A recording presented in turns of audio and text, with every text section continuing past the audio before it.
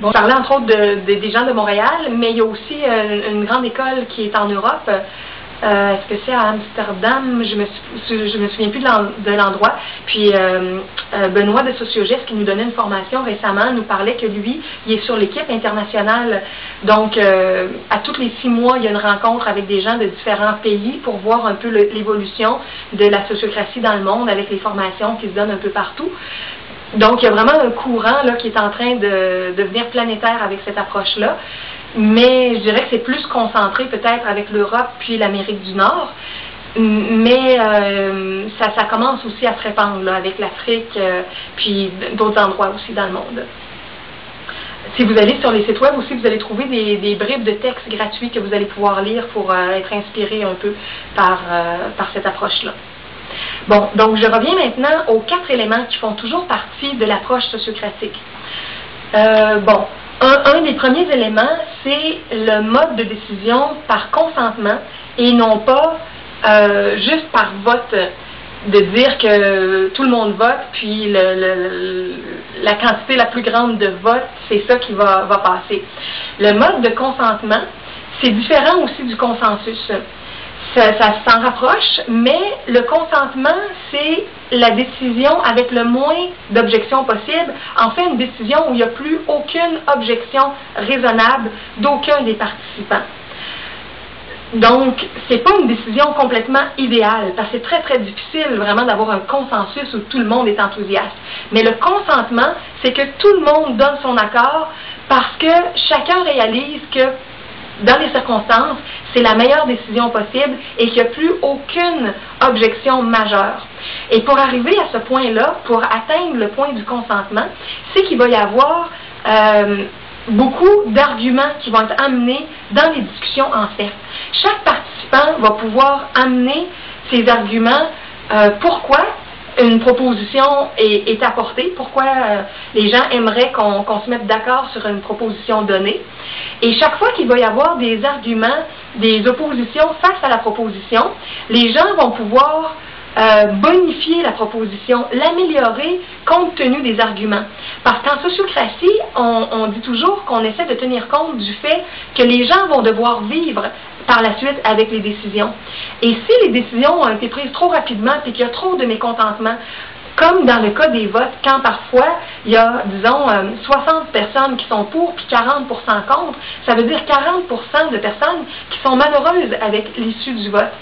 Mais par le mode par consentement, s'il y a 1, 2, 3 propositions qui sont amenées et que tous les participants travaillent à bonifier la proposition pour la nuancer, ajouter des éléments, enlever d'autres éléments et faire en sorte qu'elle rallie plus de gens, au bout de X minutes de discussion, ça fait en sorte que la proposition, elle est très riche, elle a été très argumentée avec des pour, des contre, plein de nuances, et c'est plus facile de se rallier et d'arriver à un consentement. Donc ça, c'est un des éléments qui est très important, de toujours décider par consentement. Disons qu'il y a un chef d'entreprise qui décide d'implanter graduellement la sociocratie dans son entreprise. Il peut quand même pas décider, mais garder son autorité habituelle, son pouvoir de décision, qu'on pourrait dire absolu, au-delà de tout le monde, le président de la compagnie ou le propriétaire ou le directeur ou la directrice générale pourrait, par exemple, utiliser son droit de veto puis dire « je m'oppose à ça » ou « je décide ça », parce que selon tous les papiers de l'entreprise, au départ, c'est souvent selon un mode autocratique avec une personne qui a le pouvoir absolu. Pas partout, mais dans plusieurs cas. Mais quand les dirigeants découvrent cette approche-là puis commencent à l'implanter, ils vont voir l'intelligence en action avec la force du groupe et bien souvent, ils n'auront pas besoin de recourir à cette possibilité-là d'intervenir et de passer par-dessus les opinions de tout le monde. Ils vont voir que par le travail en équipe, il y a tellement d'opinions intelligentes qui ressortent, puis de bonnes propositions qui sont forgées, donc que la situation idéale, elle va émerger du groupe. C'est ce qui fait aussi que ça enlève beaucoup de pression sur les décideurs habituels.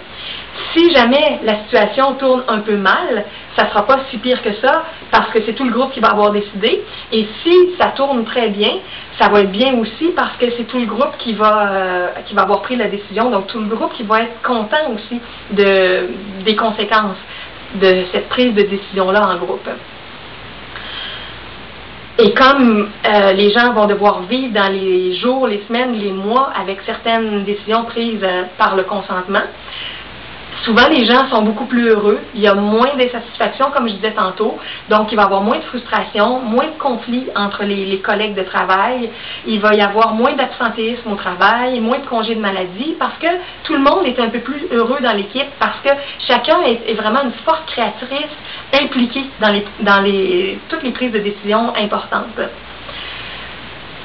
Donc, à court terme, ça peut sembler un petit peu plus long comme processus, plus lourd à gérer, mais à moyen et à long terme, l'association, le groupe, l'entreprise, le ministère du gouvernement peut y regagner beaucoup parce que les gens vont être plus contents, plus heureux, plus impliqués, plus motivés et toute l'équipe va mieux fonctionner que quand c'est juste une petite poignée de gens qui décident. Bon, ça c'est le consentement. Ensuite, il y a l'élément du choix des gens à inclure dans les comités de travail ou à exclure. Donc, quand on a besoin d'engager ou de congédier, ou quand on a besoin, même si ce n'est pas de l'engagement directement, de sélectionner, de faire des changements de poste, de personnel, à toutes les fois qu'il y a de la sélection à faire, avec ou sans argent, bénévole ou payé. C'est des sujets qui sont très, très délicats dans les organisations parce que ça peut générer énormément de négativité quand les candidats qu'on souhaiterait qu'ils soient en place ne sont pas choisis ou quand ceux qu'on aime sont remerciés, congédiés. Alors, c'est très lourd, les conséquences de l'embauche ou du congédiement de certaines personnes. Alors, dans la sociocratie, l'acceptation de nouveaux candidats ou le départ de certaines personnes va toujours être décidé en groupe avec justement plein d'arguments qui vont être présentés et ça ne sera pas juste quelques personnes qui vont prendre la décision selon une petite clique ou selon certains contacts privilégiés dans l'entreprise ou l'association ou l'institution qui utilise ce mode-là. Je trouve que encore là, au niveau du choix des personnes, c'est très très riche d'entendre les arguments de tout le monde. Et quand on travaille en cercle, c'est qu'il sort souvent des idées auxquelles on n'a pas pensé. Et quand on fonctionne juste par du vote conventionnel aussi, des fois c'est un vote soit à main levée ou soit sur un petit bout de papier, puis on ne sait pas toujours tous les points qui sont derrière. Mais quand c'est fait par les discussions en cercle selon le mode sociocratique, ça va faire en sorte que les gens vont pouvoir expliquer leur point de vue, détailler pourquoi ils voudraient une proposition, ou pourquoi ils voudraient tel candidat, ou pourquoi ils voudraient pas tel autre, et justifier leur prise de position. Et de cette façon-là, il va y avoir beaucoup d'informations qui vont sortir, il va y avoir des peurs qui vont être amenées aussi quand c'est des raisons plus émotives qui font obstacle dans certaines situations. Des fois des peurs qui sont bien justifiées, d'autres fois des peurs plus irrationnelles.